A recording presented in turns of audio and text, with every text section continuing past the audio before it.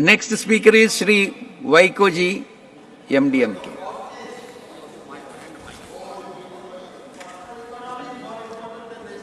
Mr. Vice Chairman, sir. 3 minutes, Vaikoji, please. I am so thankful to you for giving me this opportunity to participate in the discussion on the economic situation in the country. India's current GDP is 3.75 trillion US dollars, which the present BJP government claims it would go to 5 trillion in 2025. But who will be benefited by this growth? It is a jobless growth. Unemployment is increasing. As on October 2023, it is 10.505%. The educated unemployed youth in the country are struggling to get employment opportunities. We are witnessing every year 1 crore job loss in our country, and the wages of the workers are falling drastically.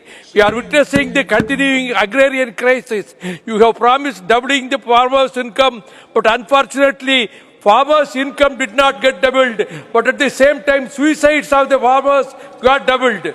Our banks are in deep crisis. What is the remedy that they are putting forward? The bank NPAs are rising, and the government is providing further concessions to the corporates to write off their loans, but they are not prepared to reduce or write off the loans of farmers, students, and small entrepreneurs in the MSME sector. This country has also faced inflationary pressures over the years, influencing the current unemployment rate in India.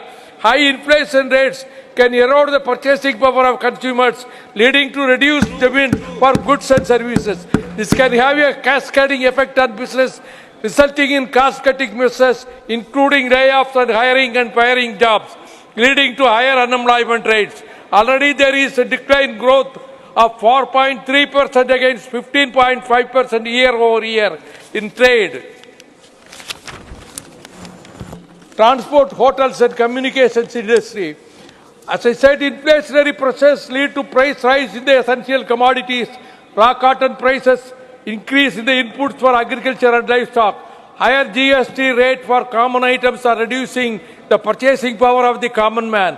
The structure of public sector undertakings in your regime is crumbling. One by one, the public sector unit is sold to the corporate giants. When the crude oil is sold at a lower price in the international market, I am not able to understand why the union government is not reducing petroleum retail price to the common people.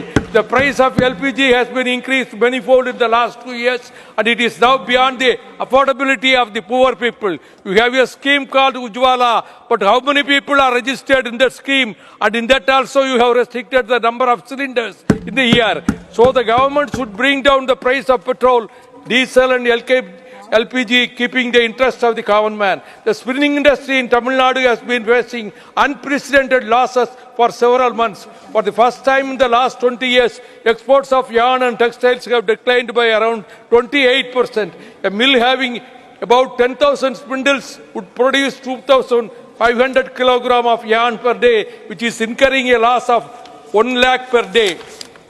The structure of state finance is also very much affected. After the introduction of GST, the revenue has come down. There is no proper distribution of GST collections to the states. The states which are supporting the ruling party at the center are given a favorable position as compared to the states which are ruled by the opposition parties. Our state, Tamil Nadu, is not getting its rightful due from the... 1 minute, sir. From the GST collections despite demands from the state government. The recent Mdmk cyclone has created havoc on the coastal districts of Tamil Nadu apart from Andhra Pradesh. Our fishermen have lost their livelihood for the last 6 days. Their boats and nets have been washed away. The farmers have lost their standing crops due to waterlogging. In the city of Chennai, the whole city was submerged due to unprecedented heavy rains for the last 2 days. Though the state government is doing its best by providing shelter and food at the community centers for the people living in the low-lying areas, it is the due fury of future nature which is a big challenge. Conclude. The union government should rescue and relief materials and financial assistance to the state without delay.